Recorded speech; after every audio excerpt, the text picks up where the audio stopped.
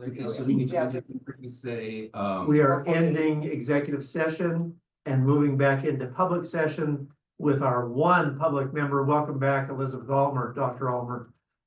12:48. And we are still recording this session. So we're here to discuss the alternative practice structure. A question was asked if there was any other state that has trailblazed this for us, and the answer is no, we're breaking our own brush. We're breaking our own trail. Yeah, And so it's gonna be bumpy. Yeah, and in dirty. fact, this issue came up at the conference last week, at the NASBA annual conference, and so what I can share in public sessions was publicly shared there. One is, well, there's really three things.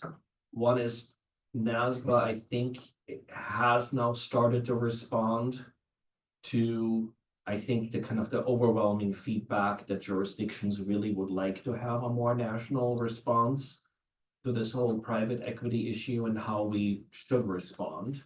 So I do think that we will see more activity from NASBA, not less, around this issue.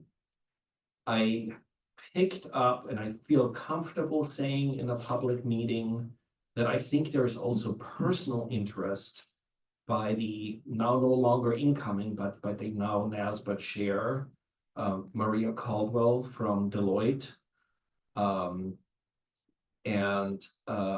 I think that she would like to make progress while she is NASBA chair on this issue, which will also help. So I don't think there's just staff level interest in stepping on the putting the pedal to the metal in terms of developing a NASBA response. I think there is heightened interest at the leadership level on the board side of NASBA in developing a response. The third piece I took away from this conference, which was probably the most helpful piece, and goes, I think, to the center of the question of where other jurisdictions at, is no one has yet dared to call the question. So what I mean by that is we are not the only jurisdiction that is seeing developments in their jurisdiction that do not align with their current regulatory framework. There's been one jurisdiction that I do not feel comfortable naming publicly, that has gotten really close to saying, hey, this does not work for us, but essentially stepped back from the brink of challenging it, which basically means that right now it's a little bit like this Wild West scenario where you have, two people standing across from each other waiting to draw first. And we're we're in this unresolved situation where really no one yet, from what I can tell, anywhere in the country, has been willing to set a very clear and strong foot forward and say, until here and no further. So there is nothing that I know of right now around the country where these developments have been challenged. But I think there's quite a few Maalox moments and Tums moments that are happening in various jurisdictions that are not really sure how best to respond to it, and no one really wants to go first, right? Especially in the absence of a clear a national, this is how we should respond to this as a profession, right? So we're, if you will, I think it would be fair to say we're back-footed right now and unsure how to respond as a profession is my summary of where things are at.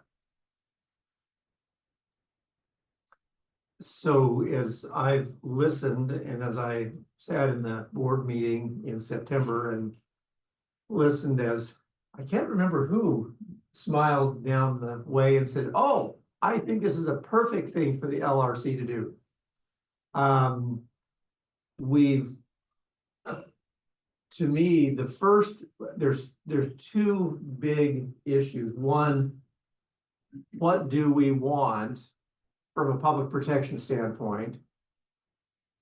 Okay, now given that, we know there's all this stuff all over everywhere. How do we herd all the kittens back in without penalizing anybody, without harming somebody who's trying to do the right thing, but get everybody back together? Ray, comment. The other thing I might add, I think this issue is also being considered by the AICPA Professional Ethics Executive Committee. I know things are swirling around their agenda here. I think we may see an exposure draft early next year, which will probably go to the responsibility of individual licensees. The one thing I would note, currently the AICPA Code of Conduct has a conceptual framework, a threats and safeguards framework that deals with licensees have to consider their self-interest threats and appropriately safeguard those. While that's in the AICPA code, that is not in the Oregon code.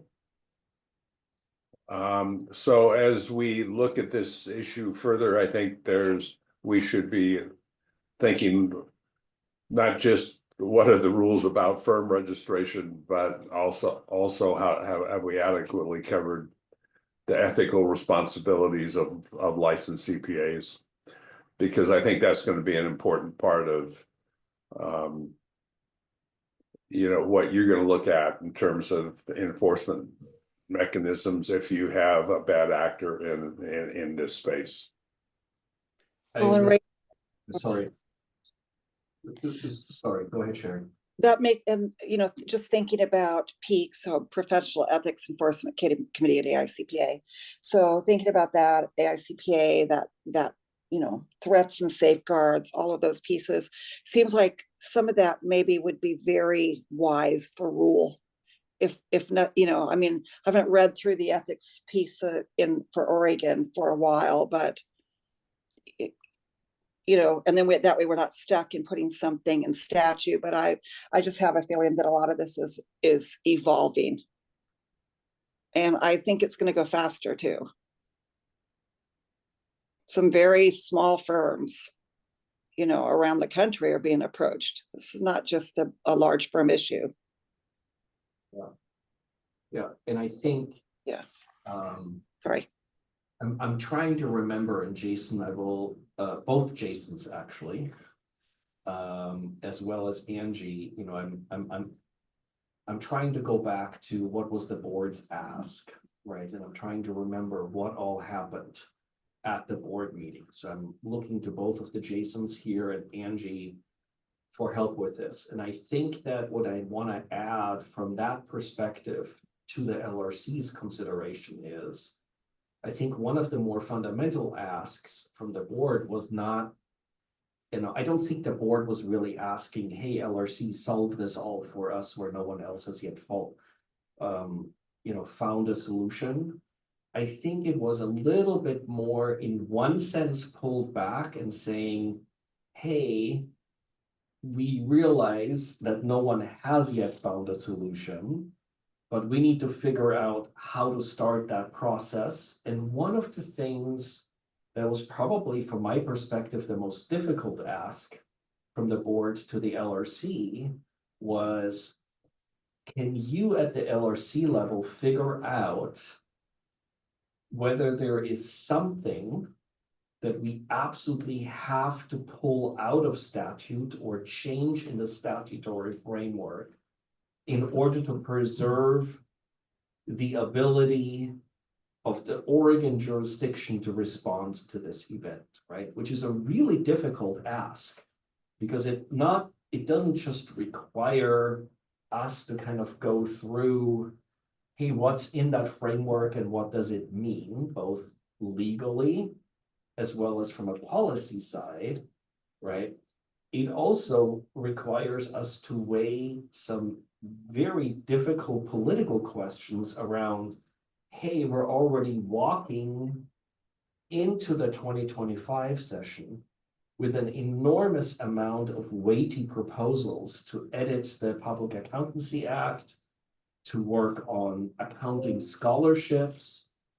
And should we, is there really something there on this side of the equation that rises to the level of saying, we really, in order for us to respond to this, need to bring something in addition to all of those proposals to the 2025 legislature to preserve kind of, if you will, the room for the board in Oregon to craft a policy response. That's, to me, I think actually was one of the most difficult asks that came out of the September board meeting, to say, is there something there that the LRC would identify as rising to that level of preserving essentially a room for a policy response, right? Because for obvious reasons, I think, running to the legislature in 2025 with anything beyond what we already are is a really heavy lift and ask and risky, given what we're already doing there. So that's, I think, kind of my kind of layperson's way of framing kind of like what was probably the most difficult ask in that context from the board to the LRC. It's like, is there something there in the viewpoint of this committee that rises to the level of, we should ask the legislature for something, and if so, what would that be? The other part of the ask that I got from Joe's comments Yeah. are also a little bit challenging. We'll throw this in and then I'll come to Amanda. The board went back and forth a little bit on the, right now in statute, CPA firm has to be owned by a majority of CPAs. Is that the right answer? Should it be? And there was a little bit of back and forth and a comment about the medical world and how they're trying to get majority owned. They're trying to get where we are. So there's this push-pull a little bit about simplicity, but still being able to regulate and make sure the public's safe. Amanda, I'm coming to you. Amanda, if I ignore you, the raise hand blends in very nicely with your background. So I'm not ignoring you. If you think I am, just wave your arms and that'll help me. Amanda. Fair enough, thank you. So I guess, do we know what the Oregon Board of Tax Practitioners, have they taken a stance on this? Do we know at all? Is this on their radar at all? Since a lot of this might fall automatically under their jurisdiction?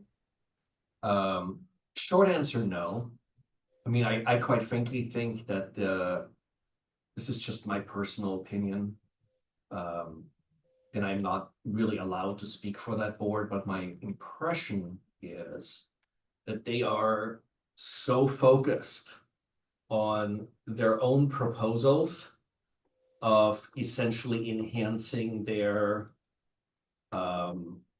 licensee base and transforming some of their licensure programs and navigating some not so easy discussions with their stakeholders, that I would be very surprised if this discussion around private equity and potential impacts on that board are on their radar. I'd be very surprised.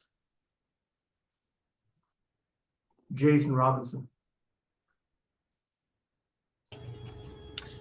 So I had the same question that Amanda did, but also in the same sense, I think your current board wants to simplify things and not complicate things further. I definitely feel that if there's something in the statutes that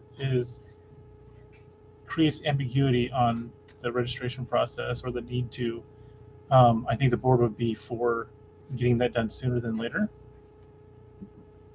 Well, But- the other challenge is, Jason, I mean, I was thinking the same thing, that, but not speaking of on behalf of the board, but it'll be 2 more years, so we have to make sure that, you know, from the LRC standpoint, that we're really making the right decision, because it's a long time and a lot of activity can happen in 2 years. Yeah. Ray, your comments. Yeah, I guess my thought is we have CPAs signing tax returns that work for businesses and work for corporations that have absentee ownership, right? We're gonna have CPAs potentially working in firms holding out as a CPA, signing as a CPA, and I think the key in my mind is making sure we have appropriate rules of conduct for those CPAs. Which I think going forward, the LRC can look at, you know, Division 30 and the rules of conduct that's in rule. That's something that we could take up if you feel that needs to be stronger. But if we feel we've got legislation that's adequate to reach out to individual CPAs that are bad actors, you know, I think, and the only other option is if you've got CPAs doing tax work and a firm of CPAs, is there a public interest in having them registered as CPAs? We haven't gone down that route. We've never gone down that route. We've basically said the firms that have to register are attest firms, and we understand the public interest there. And I think the public interest on the attest side is very strong. I think you're going to see the PCAOB lobbying very hard for, you know, strong controls over those folks doing attest work, which is what our rules are today. And our rules reach far enough that they include, if all you're doing is compilations for your clients, you still have to register as a firm. So I think the real question is around CPA work in tax and the advisory space. And understand that if we have adequate controls, if the board believes you have adequate controls over the individuals who are practicing as CPAs, then I think that's the key question. So this is a really interesting one, Ray, because I think our current framework requires a CPA firm that has more than one CPA to register, even if they don't touch anything related to a test and compilations, right? That's the current framework. And I think what I'm hearing you say, but please correct me if I'm misunderstanding you, Ray. I think what you're saying is, do we want to pull back from that because there is a lesser public interest on the tax side to require that level of registration rather than the attest side? And I want to make sure that, number one, I understood that correctly. And once we are through that, I actually want to go back to something that Jason Robinson said that may actually be a really interesting and great way for us to kind of move forward. But Ray, did I catch you correctly there? Well, yeah, and I guess my question is, if I have a group of CPAs doing no attest work, they don't do a test, they don't do compilations.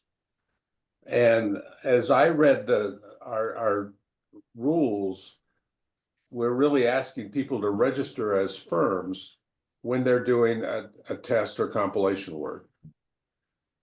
If a CPA firm did only taxes and advisory and does not touch a test, do we require them to register as a CPA firm? I think so. Andrew? You want to just talk about that since you're currently doing firms? In your refreshment, I was working on a DOJ assignment for child. Sorry. The question in the room is, aren't we currently requiring CPA firms to register even if they don't touch a test or compilations as long as they have more than one CPA? Yeah, as long as they have more than one that's working 20 hours a week or more, they're required. As long as their duties fall under the definition of public accountancy.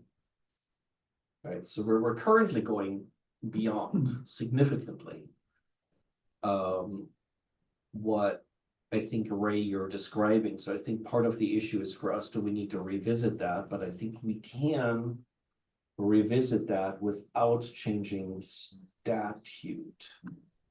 Well, no, I mean, yes and no, right? Like we could revisit that in a way that is, yes, there maybe suddenly those people don't need to register anymore, Yeah. but it wouldn't allow for APS to register because we're required to have 51% ownership. Yes, so that's actually the perfect transition to what Jason Robinson said earlier, right? So Jason, I want to put you on the spot here a little bit because you said something really important, right?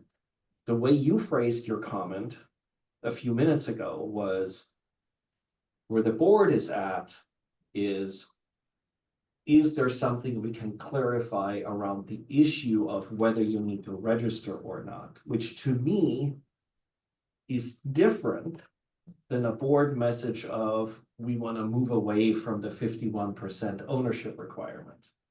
Those two things are not the same thing from my perspective, right? You can, I think, leave the 51% ownership requirement sitting in statute and still look at the registration requirements in statute and say, are there elements there that we need to clarify or move out because it confuses people around whether they need to register or not? I mean, I'm just. Do you see what I'm trying to say, Jason? I do, and I like how you're parsing it. I'd like to go back to what Ray said. I'm thinking of one of my previous partners is now at a company, and he's not a tax guy, he's not preparing the return, we still do that. But say he did, and he prepared that return, I could see him signing as preparer, and then an officer of the company signing as an officer of the company. Mhm. I'm not worried from a public standpoint about him signing that return as a CPA. That doesn't concern me. But what does concern me is back to two Jasons have Jason and co-CPAs. And he's laughing because he doesn't want to be in business with me, but, and we engage 5 CPAs. We would have to be licensed as a firm, no question. But now we take that exact same group, and by the way, Jason and I don't do anything except administrative stuff. That firm has to be licensed.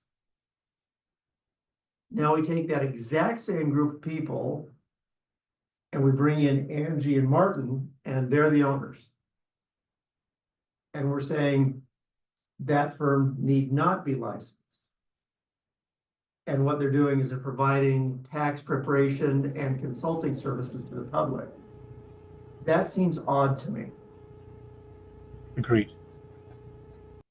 And so if with what we're looking at here, we could go, I like the idea of simplicity if we can get there, and simplifying this section of statute, which is the one that I think you and Ray warned us about, that is so difficult to understand. Mhm. If we can do something around that, and I'm not saying trying to get through statute between now and January, because I don't think that lift is a reasonable ask. But I also, back to what you say, the 51% versus not may not have to fit with that. I mean, the way it's written now, you would have to, I don't know how you get there without, Okay, because right now it's all triggered on that, right? Like it's all like, everything is sort of like, okay, yeah, you're right, Modify it. you're right, everything's triggered. Jason and Co., Jason Squared and Co. We're CPAs who have the license. Angie and Martin Or not. are not. So if you want to say Angie and Martin, like well, it's easier to look at it from the APL structure, because I think there's probably a different argument to be made. Okay. But like looking at it, like if you want to be able to say these people must register, Mhm. you would have to get rid of the 51%. Or build in 2 different pathways. Which makes things more complicated. More complex. Yeah. Yeah. And then So, question 2 was like, does anybody, one of the things we were sort of all kind of wondering is like, it seems pretty consistent every state. Like I didn't go through every single state, but I went through like 15 states to see. And pretty much everybody has 51%. yes, Like I'm, just sort of wondering, like, what was that about? Like, what was it? Why did they want to make sure? I mean, I know conceptually, right? Like it makes sense. If you're gonna have a CPA firm, it should be owned by CPAs, run by CPAs, right? But then obviously now we're moving away from that. So there must have been some sort of like good, like thing that was happening that pushed it that way in the first place. so South Carolina used to have a supermajority of 66 or something percent, but they've conformed now too. And just from my perspective, I do all the license applications and renewals for our firm permits. And from what I see on my end, it is important to have a majority of CPA owners in a firm that provides assurance or attest services to the public, because non-assurance owners don't know what they don't know about that.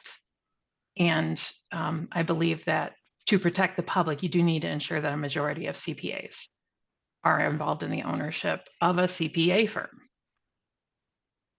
I've just encountered too many things that just were like, you didn't do that, right? Because they just don't know. And I would make that same argument as a tax guy. Because I see stuff come across that we get in and I'm thinking, I'm not sure where they got that answer from.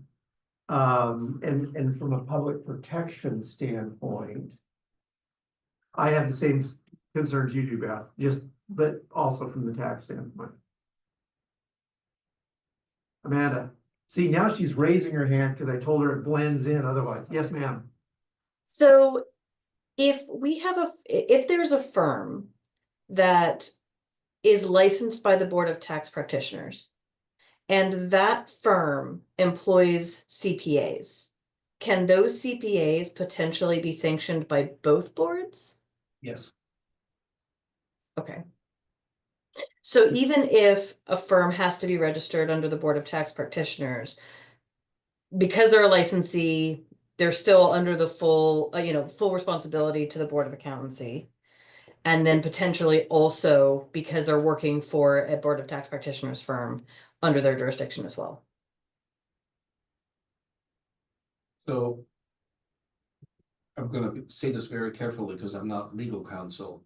My understanding is that issuance of a license by entity A only establishes that license, whatever the jurisdiction is by entity A over that license, right? It cannot then impugn and go further and say entity B, impact entity B's ability to issue a license, because entity B legitimately issues a license to that same individual. Entity B has whatever jurisdiction it has over license B.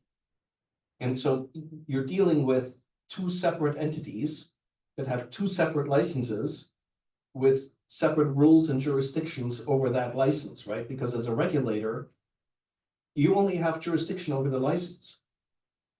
You do not have jurisdiction over entity B.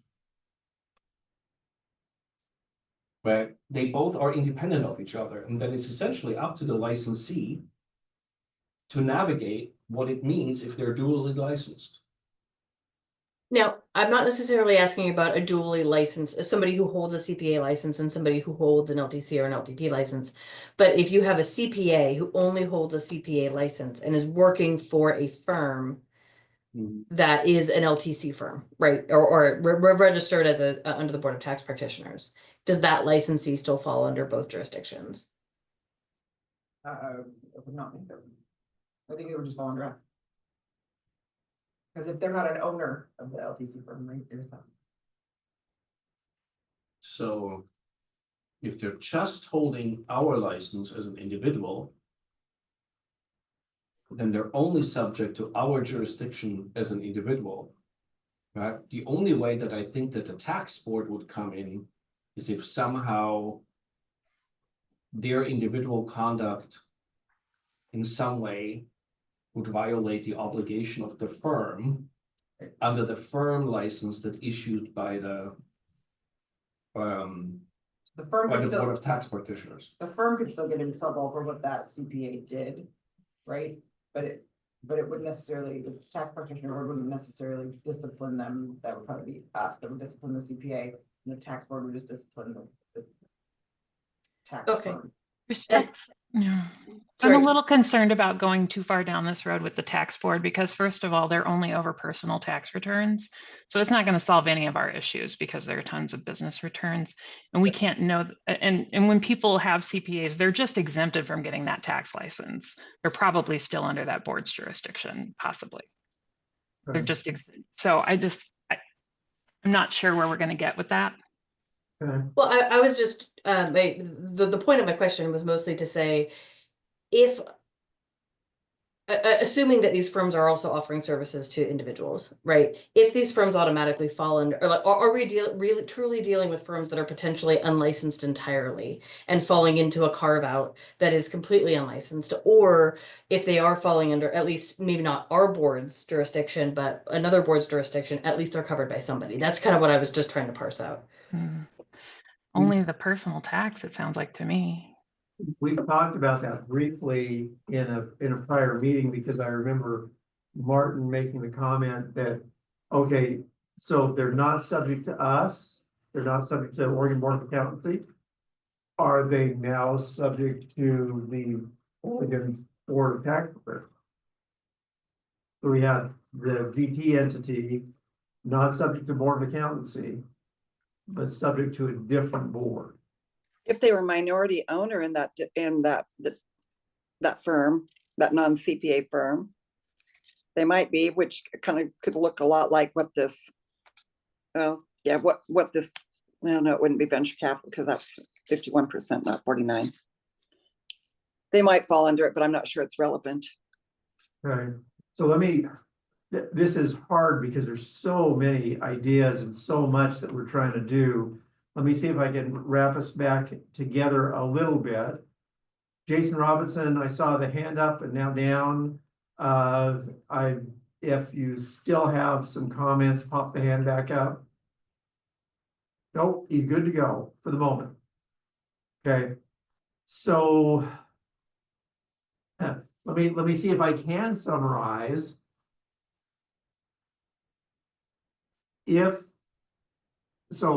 Questions on the table. Could somebody be subject to two boards? Yes, could be. If we want to have people licensed who have an alternative ownership structure, we may have to fiddle with the 51%. We want to have the firms under the jurisdiction of the board. We may have to fiddle with 51% because that's the provision that they're reading now and saying, nope, we don't have to worry about that. I guess I go back to one of the original questions. What do we think is best for public interest? What, from a public interest standpoint, we've got about 35 minutes left. What is best for public interest? And my bet is that we're gonna have another meeting after this settles a little bit to continue to talk through this. Maybe we'll solve the world's problems between now and then, but what's best in public interest? Melissa? So that is my main thrust of my thoughts. that we should be protecting public interest. And so this is an honest question. What if a firm is subject to regulation, which I think is the crux of the question here, because individual CPAs are subject to regulation when they register with the state of Oregon. So if a firm is subject to regulation in the state of Oregon, what does that mean? I understand that if they do assurance work, they're probably peer reviewed. Let's say you have a CPA, you have a firm that would be subject to registration with the state of Oregon, and they do not do any assurance or a test work or anything of that magnitude. What would be the difference if they're licensed or not? So can I actually take that on for a minute, because this is the way that I've described it, and if I've done it wrong, I really want to hear it now and hear it from Angie very publicly. The way that I've explained it at a super simple level is that up until the advent of the private equity and APS pieces, we had, from a consumer protection perspective, a very simple notion that a firm, a public accounting firm that provides services, regardless of whether it's on the attest side or on the tax side or advisory side, that we have 2 layers of accountability all the way through, right? The individual is subject to professional standards related to that service, and the firm is similarly accountable to upholding the professional standards of services related to attest, compilation, attest work, tax work, advisory work, doesn't matter. We have 2 layers of accountability now. So part of what's at stake with this move toward alternative practice structures is that, in essence, it's a giant move away from essentially removing accountability of firms to professional standards and reducing it to the level of the individual only is accountable to professional standards, and you take the firms out of the equation. So it's very simply put, right? But I think that's what's ultimately at stake here in this development, is you're actually moving firms, essentially the non-attest firms, outside the accountability structure to the regulatory boards. And I do think that there's a very clear loss from a public protection perspective when that happens. And I think that is part of what motivated the board to say, at least in its initial, ask to the LRC, saying, is there a way we can keep the firms inside that regulatory space? I think that's kind of how it all connects up for me, but Ray has his hands up. I hope that helps, that explanation. Well, and I'm reading the legislative concept. I'm looking at section 13, ORS 673-160. That says business organizations of certified public accountants or public accountants shall register with the Board of Accountancy if the business has an office in the state. And then it says holds out the clients in the practice of public, holds out how the clients in the state or the public in the state as a business organization engaged in the practice of public accountancy. And that term, engaged in the practice of public accountancy, is broad. It's not just a test, right?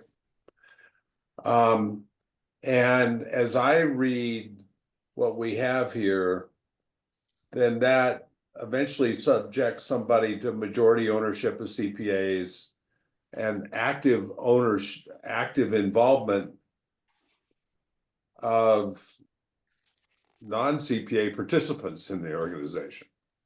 Now, I think we've made the case, and Jason, I both you and Beth have made the case in my mind that it's important to have CPAs at the top of these organizations, right? Majority ownership of CPAs. And CPAs at, not only majority ownership, but CPAs at the top in many respects, because they bring an understanding of the public interest and what's involved. And so it strikes me that if I'm reading correctly what we've got in this legislative concept, it broadly defines the practice of public accountancy. If you're holding out as CPAs, then you should register as a firm. And you've got a dual level of oversight. And it also strikes me that what kicks in here is majority ownership of CPAs. We've got the opportunity for employee stock ownership plans. And we can set that by rule. But we've also said business organizations who are not licensed must be active participants. So that's what I'm looking at when I read the legislative concept that we have here. I think it sets a high bar for public protection. So Ray, what you're looking at is basically what we already have. All that's in that legislative concept that changes is we have Right. the terms because we were changing things around. So there's like some small edits to it, but generally that's what's in existence in statute right now. So. Okay, well, and if that's what we already have, then it strikes me that accounting firms performing only tax work. But no, because if you read the subsection 1 to that, so 673, well, you're down to, you're in like little c, right? Is where, or so you're in one of those, but it's under Section 13, right? So I'm sorry, look at the actual statutory reference instead of the legislative concept. So you're in 673, 160. Right. One what? Yeah. So one qualifies all of that, right? So to get below, so you're looking at what 673, 160 says. It says business organizations of certified public accountants. So if you are not a business organization of certified public accountants, everything that falls underneath that under 1 does not apply. So that's what these people are saying. They're saying, I am not a business organization of certified public accountants. So therefore, everything that falls under 1 does not apply to me. That's the argument, right? So it doesn't matter that they're holding out as practicing public accountancy. They still don't have to be registered because they are not a business organization of certified public accountants. But if they hold themselves out to clients in this state as engaged in the practice of public accountancy, I guess that's the, and we pretty broadly defined the practice of public accountancy. Little b, you're at little b. So you're looking at 161, little b. So 1 Right. has to apply first to get to little b. If 1 doesn't apply, then little b doesn't apply. Okay.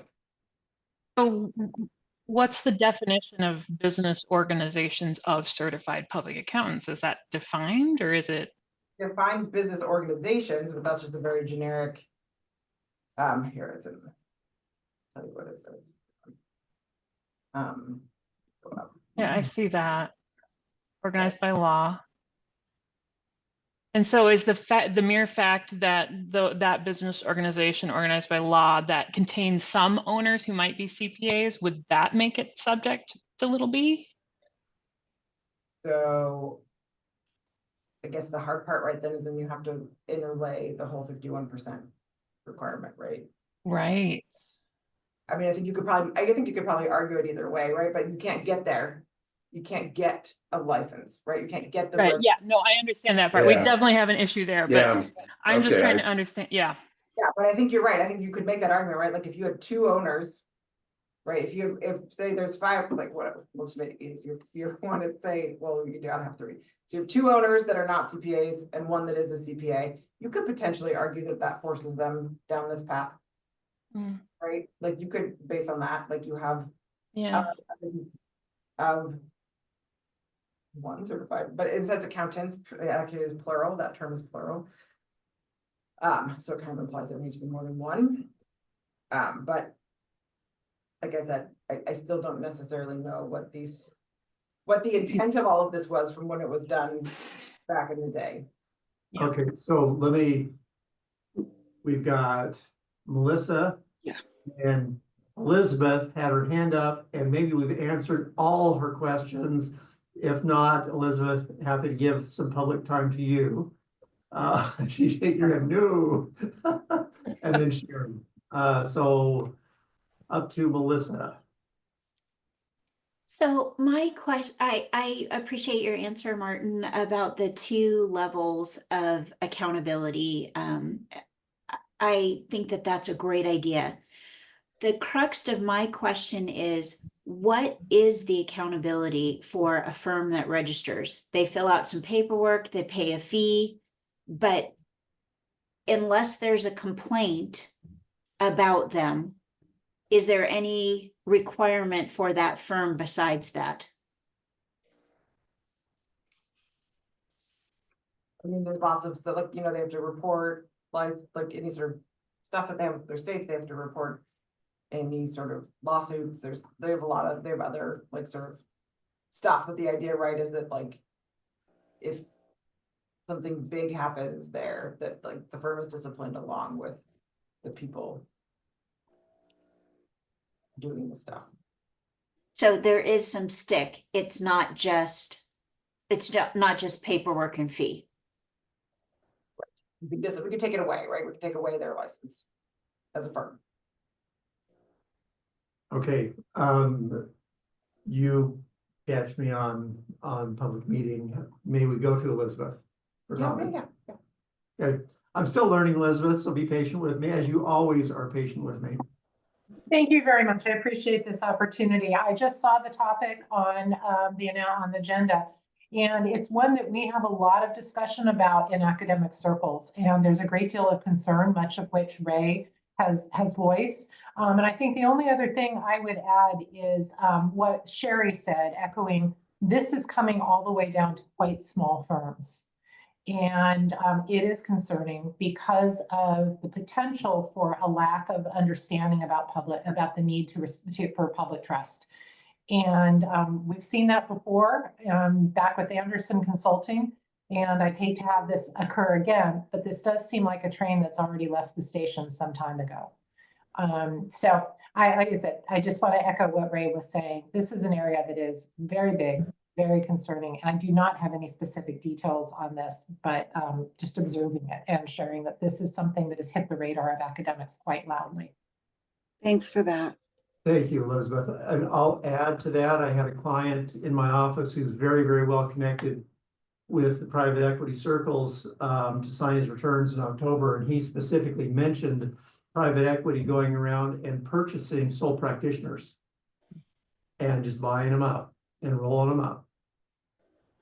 And that, I think that, is that what you're going to Elizabeth, that kind of? I actually had not heard about sole practitioners, but I think to my surprise, firms at like 5 or less. Yeah. And somebody who I think is probably well known to some individuals on here is Katie Maxton Landis, who is now at, oh gosh, I can't remember. It's the main cannabis practice back east, and she's now the director of tax for their cannabis practice, and it's a PE-owned firm. And I've had extensive conversations just, casually with her about this. So there's a lot of people concerned and seeing that. Let me rephrase this. I think that it is not widely understood in a market as small as Portland how extensive this phenomenon is. And I'd love to see some quantification of it because it's big. I'm pretty sure it's much bigger than most of us realize. And to me, one of the concerns, and I'll go to you, Sherry, I think you had your hand up next. To me, one of the concerns is private equity is there for the investment. They're in and out in 5 years. 5 years from now, then what? Right. What's the exit strategy? Who are they planning on selling to? Or are they simply, maybe this is a different, sorry, I guess I shouldn't have spoken. No, go ahead. This is, I think that's a lot of the conversation is what's the exit strategy for the PE firms? And I've had a number of people say to me, you know, this is maybe just a way to diversify and annuitize some returns, and it insulates them a bit with their portfolio. But there's also the issue of who's going to run these firms for them when the partners who they bought out finish out their contracts. So the ultimate concern with this, beyond quality of work, is sustainability of services in the profession. And we already know from a tax perspective how problematic this is for individuals in rural areas. You know, Health and Human Services threw $8 million at this problem through their VITA program with Oregon State. How much more could this exacerbate the lack of access to services 10 years down the road? Mhm. I think, go ahead. Yep, go, and then I'll go to Sherry. Well, I just want to put, like, so I think that one thing we need to kind of like maybe frame a little bit of our discussion in the last few minutes that we have is that, okay, so there's two routes we can take, right? We could looking at redoing the statute in a way that allows it to happen, right? That allows APS structure to occur. So you could set it up in a way that says, if you are practicing public accountancy in the state of Oregon as a firm, you must register. And if, and these are the routes that you could do. One route that says, you know, if you have CPAs, you do it this way. If you don't, in your ownership structure, if you don't, you do it, whatever. So you could do that, right? And that would allow sort of a pathway potentially for both. If we don't want to have this here, we don't want APS structure in Oregon, then the other route you can say is, if you are practicing public accountancy in Oregon, you must register as a firm and you must have 51% ownership, right? So which is kind of similar to what we already have, but making it more clear that anyone practicing public accountancy, period, in Oregon has to register. And then you can carve out, right? You could make a carve out for those people. We've talked about this actually at the very beginning of this whole thing when we were sort of initially looking at firms, is like, do we want to do that generally and just say, make it cleaner and clearer that if you are practicing public accountancy, period, in Oregon, you must register and you must have 51% ownership. Those are routes. And there's gonna be, no matter what we recommend and the board ultimately does, there are gonna be some challenges because we're already at a lack of service providers. And now potentially we're going to be excluding some from providing services, maybe. But on the flip side, we need to have public protection. I'm sorry, we just came through the employee retention credit period when there were billions of dollars and so much scamming and et cetera, being done in part by those who carry the same credential as I do, but I think practice significantly differently than I do. Elizabeth. I may have missed a beat. I was answering some student emails while I had my camera off. But would any of the suggestions, Angie, that you made have an impact on firms that are simply splitting off their attest services, keeping that as CPA ownership and putting their tax services in a different organization? Because that's how they're doing it nationally. But yeah, so that's exactly like if we don't want that, in Oregon, Okay, the conversation, right, then that's how you would do it. got it. Because How much right, difference does that make? part of the conversation that we had, Elizabeth, was, okay, now we've got a practice that's owned by venture capital, a bunch of CPAs in it. They're not licensed. The firm isn't licensed because it's not required to be, as they are interpreting Oregon statute. Does that make sense? That's the question on the table. Whereas if you and I had a firm, same group of people doing the same work, we'd have to be licensed because we're CPAs. That's, to me, we've talked for about an hour and 45 minutes around some very challenging issues. What I'm hearing, if I can summarize, before I say anything, Beth, go. The more I hear about the issues, the more I think that, I mean, the alternative practice structure is out of the bag. The AICPA has the framework in their code of conduct. But I would be in favor of us, and this is not a motion or anything, but considering a way to ensure those firms would be licensed and under board regulations, so that if in 5 years they are divesting them of their portfolio, there is a continuity of care for the client that comes out of those standards that are in the statutes. And that way we can ensure that they're responsible businesses that take care of the public. That's, to me, that's something I hadn't even gone there in my head yet. But in that exit, if I've got a buddy who's a sole practitioner, and when he comes out, he's already talking about where, you know, how am I gonna do this with my clients and the client records and everything else. If they're not regulated, they can just say, buy, is that correct? Mhm. Buy, and what do they do with client There's records? nothing we can do. If we have no jurisdiction over the firm, there's nothing we can tell them or regulate around how they handle a transition like that. Nothing. And a sole practitioner in a rural area, that would be really devastating. Yeah. Elizabeth. No, your hand's still up. See, I was paying attention like a good professor. No, I'm showing on my end that my hand is up. There's this wonderful little white hand that I can see. And Sherry's hand's still up, but you've made your comment, or if you got another one, Sherry? I don't want to forget, and then we should move to Ray. No, my hand was still up, so I'll take my hand down. So, I don't want us to forget that, you know, there's that 50% that's in place for some reason, and it went into place at some point. So I think it bears, you know, reaching through some of that history via NASBA and AICPA about that majority percentage. It may be nothing to us, but I think it's at least worth, you know, thinking about, so we don't forget. So I'm not suggesting that we would make it, you know, remove it, but I think that it would be important to see why it's there. And this transition piece really has me concerned. And so the legislative history of how we got to the 51%, if any of that is available. I mean, I go to committee reports when I read tax law to find out what legislative history is, and sometimes the committee reports are extremely helpful and other times not so much. I would suspect that if, That's why Ray has his hand up, but I suspect that's a national history, not an Oregon history. Ray, can you enlighten us? Yeah, I guess as I look at the rules, part of what I'm hearing is, does the LRC have a recommendation that a firm should be licensed if it performs attestation or compilation services or tax services in the state? I think the 51% is there.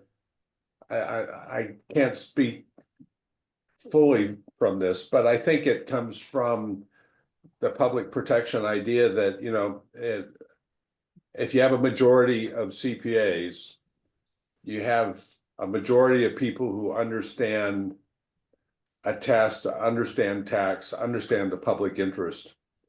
And I think a concern that we have is what happens today in these well-meaning firms that have CPAs at the top.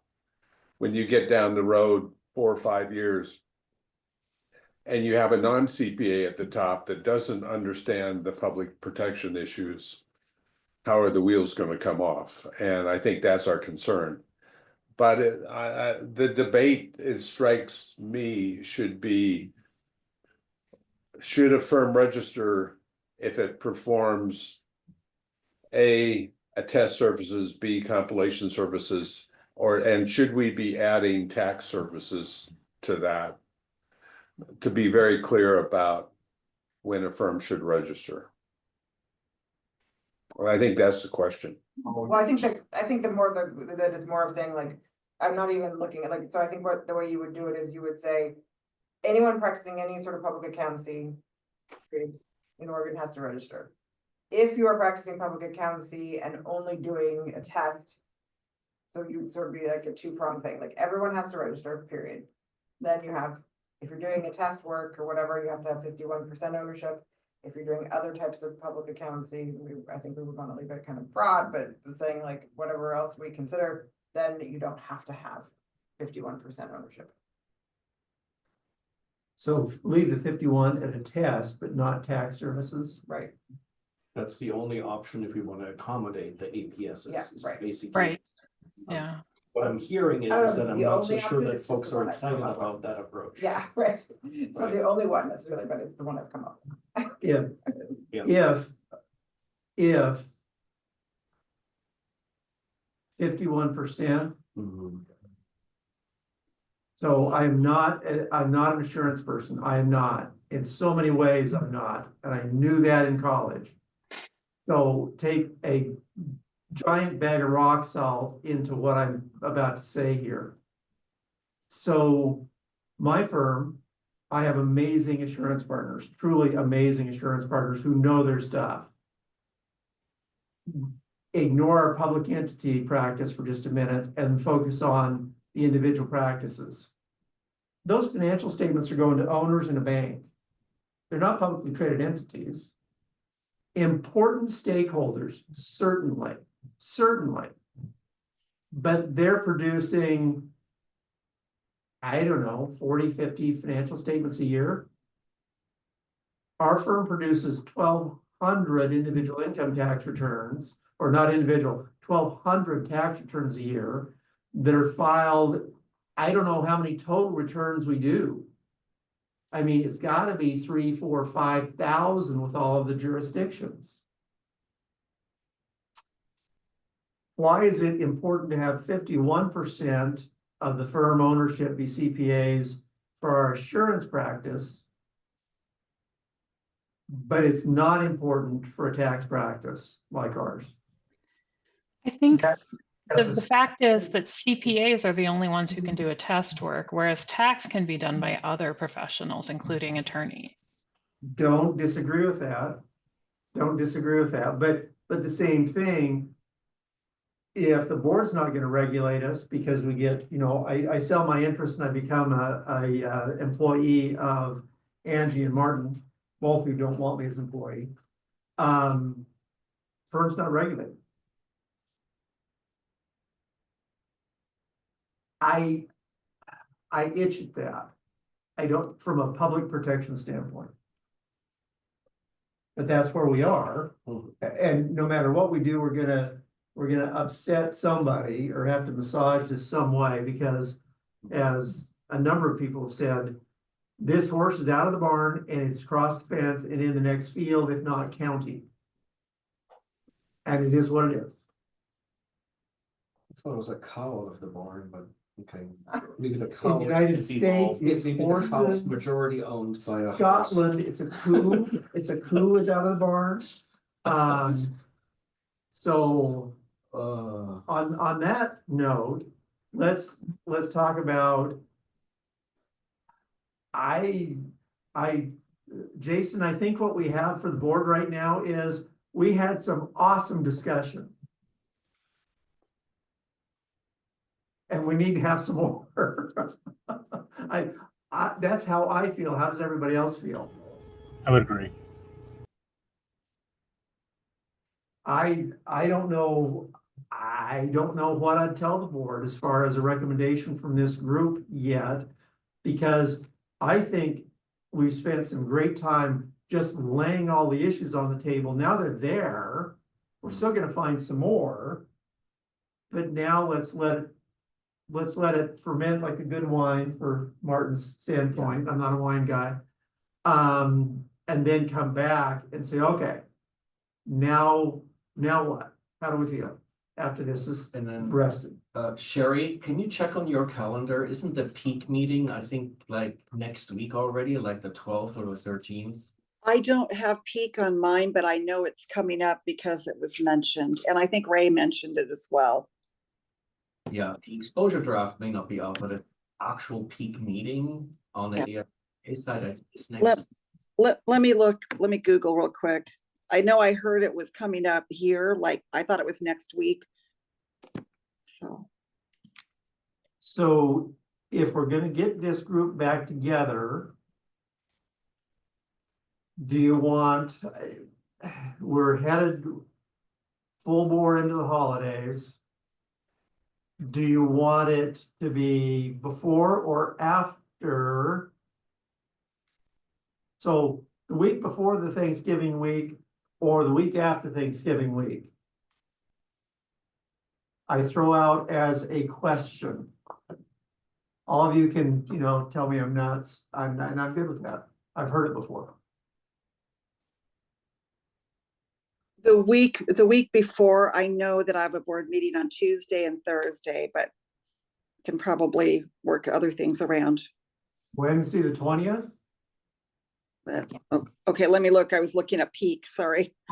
Keep looking at peak because Angie just shot me down. Okay, I can do Thursday or Friday, but I can't do, well, probably not Friday, but the Thursday. Okay, Thursday doesn't work for me. Tuesday afternoon I could do, it'd have to be 2 o'clock On the 19th. on the 19th. I think Sherry was Martin's saying. got I could do the afternoon, like later in the afternoon. The 19th. Martin's boss says he's got a meeting. That's Andrew, by the way. Okay, I'm actually literally on an airplane at that point, so I actually can't do anything at all. Are you coming or going? Going. But I can do anything after, because as long as we have a Zoom link, I can figure out a way to participate, but the one thing I cannot do is the 19th in the afternoon, because I'm literally about hopefully 35,000 feet safely in the air somewhere. calendars. hey, Martin. Erica sent out some dates for the, for pipeline. So I'm wondering if there might be something in there too that would be helpful. Are those dates before Thanksgiving, Sherry? One of them is the 8th, one is the 15th, and then 2 of them are in early December. Like Okay, just, so what about December 2nd, or pardon me, December 3rd or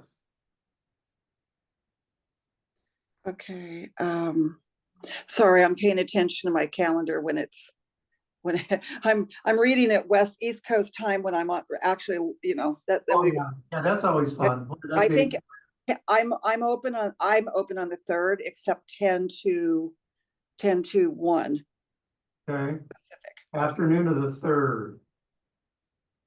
Going once, going twice. Sold, Angie, afternoon of the 3rd. If you're all Martin? agency, Sorry, Andrew, is Martin okay, afternoon of the 3rd? he has an all agency director meeting, but That that's doesn't his matter. discretion. That doesn't matter. Are we doing another 12 to 2 thing? No, so Sherry's not available till 1, right? Okay. Correct, Are you here in the office, Sherry? yes, So if we did a 1:30, that'd be perfect. okay, 1:30, Tuesday, December 3rd, same venue. Block it on your calendars for 2 hours. Andrew, can you send out invitations to the crew? Will do. And then we'll pick up from kind of where we've left off with the thoughts that have been on the table and everything else. I don't think at the moment there's anything to even ask for a motion on. I just think we've got a whole bunch of stuff to think about. Sherry. Okay, and I'll just say, I'm sure that between 2 conference rooms and 2 learning centers, we should be good. But if something comes up on facility, then we'll just go to Plan B on the Okay. facility, but not the date or time. Okay. Plan B on the facility, I'd have to have some help with technology, but my office is also available. We've got a conference room that's large and could fit us. Okay. So 1:30 to 3:30 on the 3rd. 1:30 to 3:30, December 3rd. So with that, we've scheduled the next meeting. We ought to look at board committee calendar for 2025, but we could do that in December. We can do that in December, and we can do the other updates in December as well that we had from essentially the non-private equity side. There were a number of updates, but we can give those in December as well. And we've developed the future meeting topics. I know of no other announcements. Any other announcements? I'm still looking for peak, so But that should be before we meet. yeah, So, hopefully, yeah. Okay. So I'll tell you what, if I come across that, I can reach out a different direction. I can send it to Martin, and Martin, you can just advise us. That way we're not doing a committee, all committee thing. Risky for me to do, but off the top of my head, the peak meeting should be at 1:30 p.m. Pacific time, November 12th, Okay, top of my head. okay, yeah, I've not seen any.